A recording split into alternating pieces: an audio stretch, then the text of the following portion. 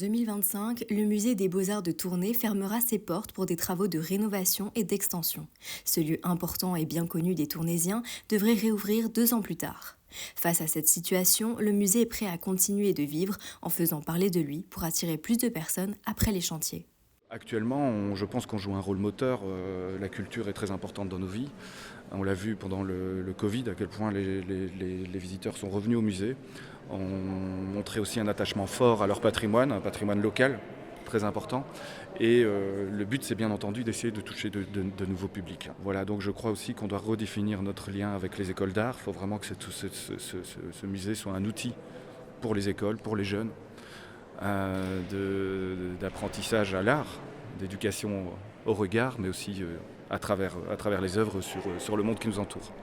Bien sûr, il y a une place parce que là, actuellement, nous qui sommes dans l'optique de faire la visite de tournée, le musée il est quand même super important, surtout que on sait qu'il y a du Manet et c'est pas n'importe quoi. La structure est super belle et même l'histoire du musée, l'architecture et tout, c'est super beau. Donc ouais, pour la région, c'est déjà pas mal et c'est important de l'avoir dans la région et dans l'histoire de Tournai. Ouais.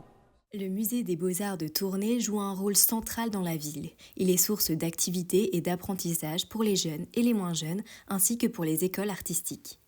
Là, on est en cours de dessin, parce qu'on a du modèle vivant. Et donc nous, du coup, ça nous permet, avec les différents tableaux qu'il y a, de pouvoir justement capter les proportions d'un corps et de pouvoir les refaire, parce que du coup, on a du modèle vivant avec quelqu'un qui pose pour nous, mais de l'avoir sur tableau, c'est totalement différent. Même travailler avec les statues, pouvoir faire le tour. C'est totalement différent de ce qu'on peut faire, même si on s'est dit que ça allait être la même chose. En fait, pas du tout, ça rapporte un autre truc à notre travail.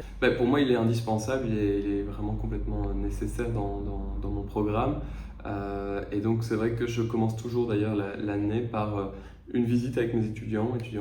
Quand on commence, j'aime bien qu'il y ait un moment de convivial, un moment un petit peu aussi de remise à niveau, c'est-à-dire de voir un petit peu qui connaît quoi.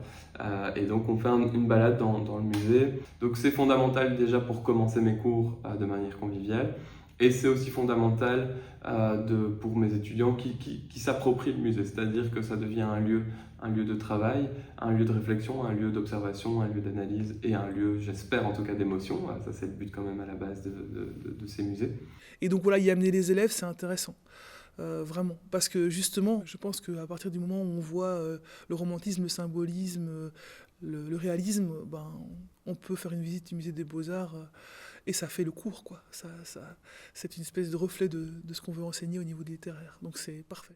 Du côté des professeurs et des étudiants, les avis se ressemblent. La fermeture des musées représente une réelle opportunité, celle de réinventer le musée sous un prisme différent. Je pense qu'on a besoin d'art.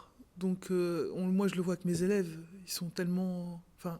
on a besoin de se confronter à l'œuvre d'art parce que soit elle nous émerveille, soit elle nous interpelle, soit elle nous raconte des histoires. On a besoin d'histoire. On a besoin de beauté quand même. Surtout dans ce monde-ci, on a besoin de beauté.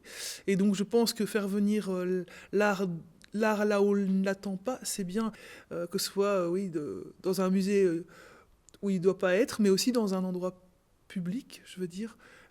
Ça me paraît vraiment intéressant et le tableau pourra raconter d'autres histoires. Il y a cette notion effectivement de médiation et donc aujourd'hui il y a des ambassadeurs qui doivent effectivement faire parler finalement les tableaux et l'institution musée par rapport au public. Et donc il y a plein d'activités finalement qui peuvent être menées. Ça peut être la nuit des musées comme on a chaque année qui attire vraiment du monde. Le musée des Beaux-Arts a mis en place le sac à malice qui est vraiment un super outil. Moi je l'ai testé avec ma filleule et c'était vraiment génial. Donc en fait, c'est ça aussi. Le musée doit se repenser pour essayer de toucher un public large tout en gardant son objectif principal qui est celui qu'on observe les œuvres. On ne doit pas partir sur des artefacts. Moi, je ne suis pas pour l'immatériel, je ne suis pas pour des tablettes tactiles. Je trouve que c'est véritablement un contresens par rapport à ce qu'est une œuvre. Une œuvre, c'est un objet, un artefact, c'est quelque chose qui a été créé par la main d'un artiste ou d'une artiste.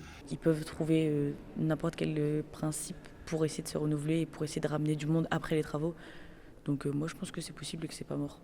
Ouais, l'art, il sera jamais mort. Enfin, de toute façon, dans mon école d'art, on peut pas dire que ça va...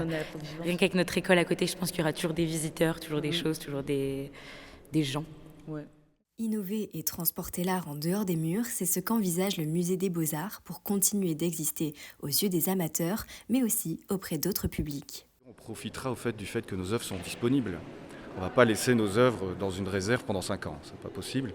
On va faire en sorte vraiment à ce que les œuvres soient encore présentées au public dans des expositions hors les murs, qui peuvent être organisées à des degrés différents.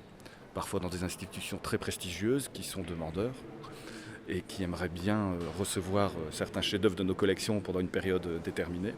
Ça nous permettra de nouer des partenariats et en retour aussi, nous, quand le musée sera enfin rénové, de pouvoir recevoir aussi d'autres œuvres prestigieuses venant de musées partenaires.